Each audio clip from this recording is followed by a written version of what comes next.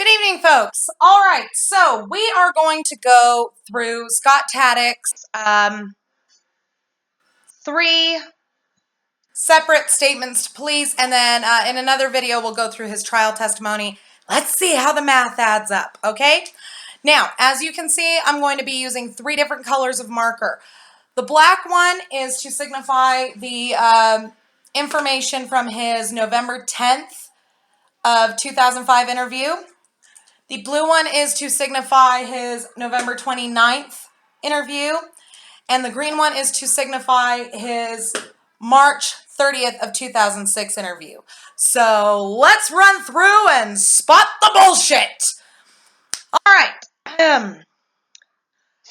In Scott Taddick's November 10th interview, he claims that he went to see his mom in the hospital and he had taken off from work to do so, correct? Okay. He then says that he left the hospital at 2:15, arriving home at 3:15.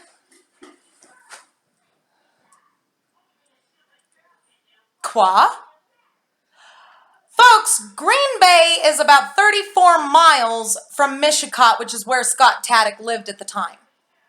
It took him an hour to get home.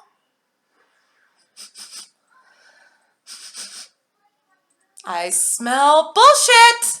Okay, so after that, this is what gets me though, folks, is in this particular interview, he states, and I'm going to read from this for you. Mr. Taddick stated that he was driving westbound on 147 when he saw a black Blazer S10 going eastbound on 147. He stated that Bobby was going deer hunting behind his house. Here's the thing though, folks, is in the paragraph right before that, it says, Mr. Taddick stated that he got all of his hunting stuff together and loaded into his vehicle a green Ford Ranger with a cap. Mr. Taddick stated that he then backed out of his driveway to go westbound on Highway 147. This is where it gets interesting. He says that he left his house and he was going west. All right? Bobby was coming east. Fine. Mr. Taddick stated that he was driving by Bobby. They waved at each other, and he continued on to his tree stand. He stated that this occurred at about 3:10. 3:10? You just stated that you got home at 3:15, Scott. Jesus Christ. He then states that he gets done with hunting at 5 p.m., at which time he heads over to Barb Janda's house. So at about 5:30, he's at Barb's. Isn't that when most of this raping and stabbing and shooting people shit is going on? At this time, he says that Barb was standing outside with Steve and one of her sons. But he doesn't know which one. Tom Janda's his cousin. That's how he met Barb. He's known Barb for about 1.5 years. And he don't know which one of her boys it was? How shitty is your memory, Scott? All right. He then says that they went to Green Bay and visited his mother, and that they left and got her home at about 7:45.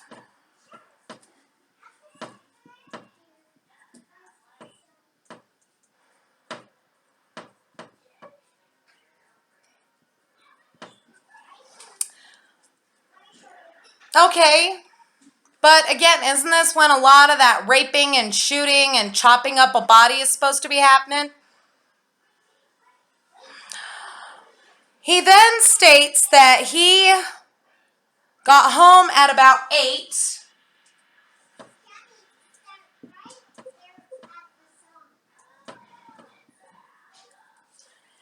And that Barb got there at about 9.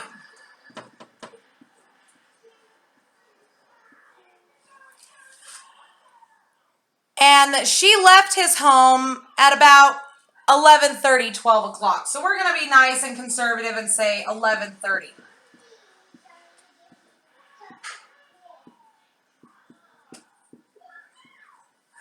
Now, folks, in this statement, Scott Taddick makes a point to be about as benign about his activities that day as usual. However, a mere not even 19 days later, he comes up with this fucking load of horse shit. Which is his November 29th interview. And here, he says that he left work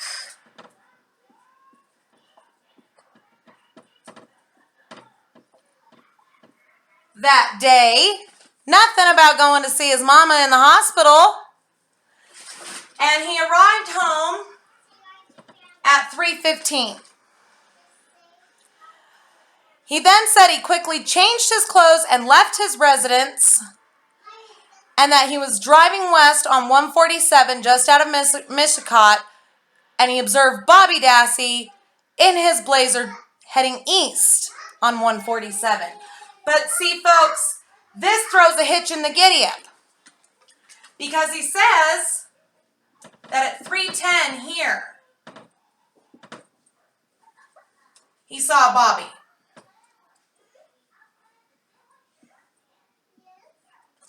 But in his November 29th statement, it's actually closer to about 3:30. Now, I know a lot of you would say, okay, well, so he's a little inconsistent with his statements. That doesn't prove anything. Actually, it does. And I will explain to you why a little later on. Now,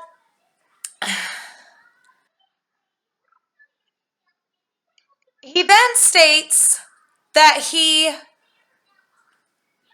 was at the Avery property by 5:15, 5:30.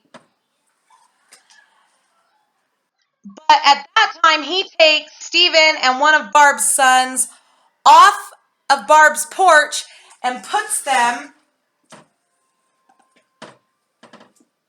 behind Stephen's garage.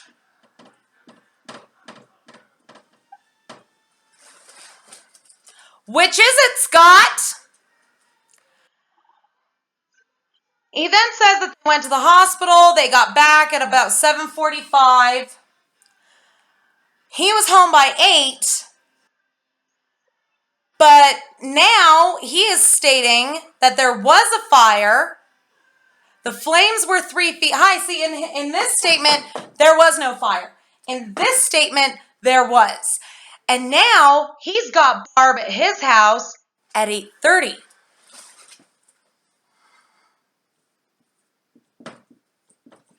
And Barb went home at midnight. See, the changing of the time, folks, is what you're looking for here. That's inconsistent, or that's consistent with lying. In his November 30th interview with police, he states that, let's see here. He states something about seeing stains on Brendan's jeans. Stated that Barb had accompanied him to Green Bay where he saw his mom.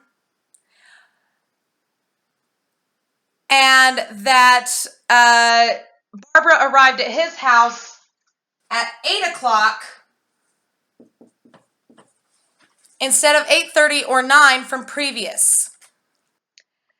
But this time, Barb did not go home. She stayed with him and went to work the next day from his residence. Folks, all of this is inconsistent with truth-telling. Fact is that Scott Taddick has been changing his story since before Stephen Avery, since before Brendan confessed. Why?